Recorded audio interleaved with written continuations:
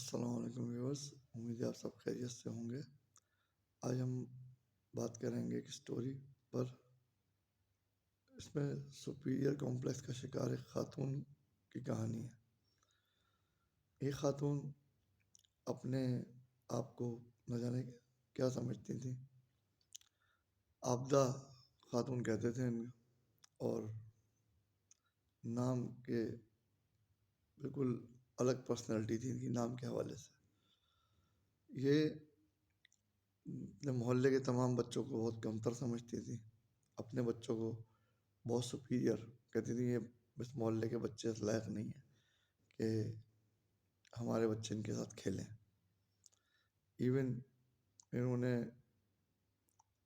جو ہے ہر طریقے سے آئسولیشن کی اپنی انتہا کر رکھی تھی۔ ہم چھوٹے تھے، کھیلتے تھے محلے میں، تو ہم نے کئی بار دیکھا کہ اس زمانے میں P T C L phone ہوتے تھے، موبائل کے اتنے رابطے تیز نہیں تھے، تو ان کے ہسبینڈ کہیں اپنے کام پہ ہوتے تھے، آفس یا دکان پہ کہیں، تو جب ان کی ساس آتی تھی چلچلاتی دھوپ میں، تو یہ انہیں گیٹ ہی نہیں کھولتی تھی۔ بوڑھی خاتون آدھے آدھے پون گھنٹے گھنٹی بجا بجا کے کبھی وہیں بیٹھ جاتی تھی انتظار میں اپنے بیٹے کے، اور کبھی واپس چلی جاتی تھی۔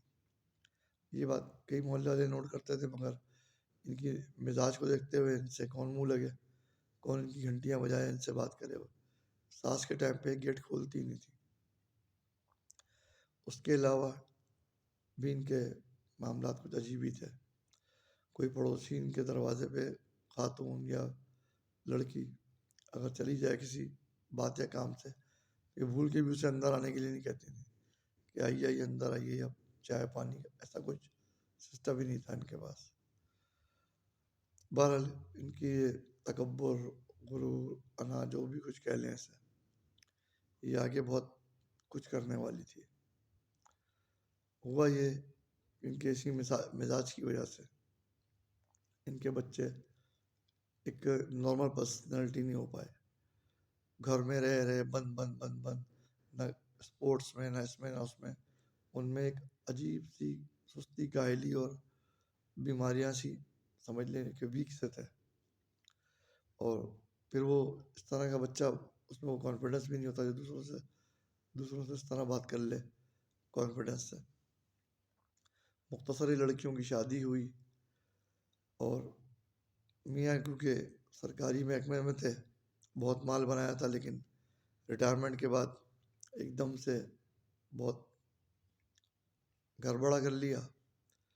بڑا گھر کیا تو جس دن بیٹی کا نکاح تھا اسی دن انتقال ہو گیا۔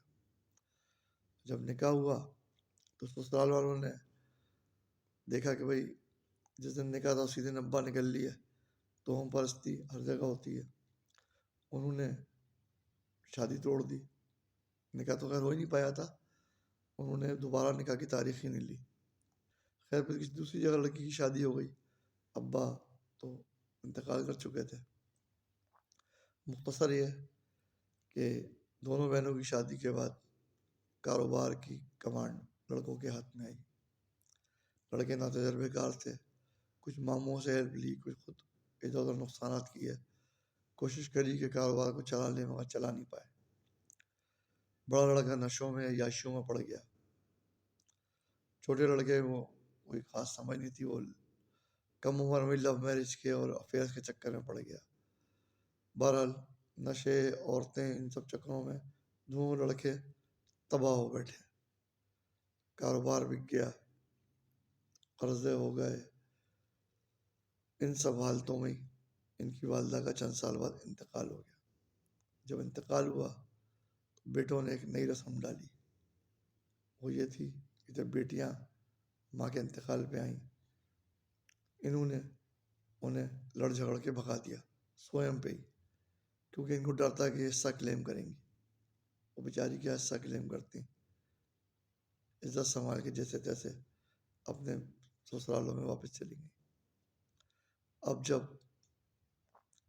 یہ نشوں کے شو کے عادی ہو کے، دوسرا بندہ ہارٹ اٹیک ہو کے، باری باری چند سال کے فرق سے دونوں بھائی بہنوں کے گھر ہی جا کے پڑے، اور ان بہنوں نے ہی ان کی خدمتیں کریں جنہیں کبھی انہوں نے دھکے مار کے نکالا تھا۔ لالچ کا پردہ انسان کی آنکھوں پہ جب آتا ہے وہ اپنا برا وقت بھول ہی جاتا ہے۔ لہٰذا ہمیں نفرت، خود غرضی، دولت کے چکر میں اتنا آگے نہیں نکلنا چاہیے کہ پیچھے واپسی کا کوئی راستہ ہی نہیں رہے۔ اللہ تعالیٰ آپ سب کے حال پہ رحم کرے۔ ویڈیو کو سبسکرائب اور لائک ضرور کر دیجیے گا۔ تھینک یو، شکریہ۔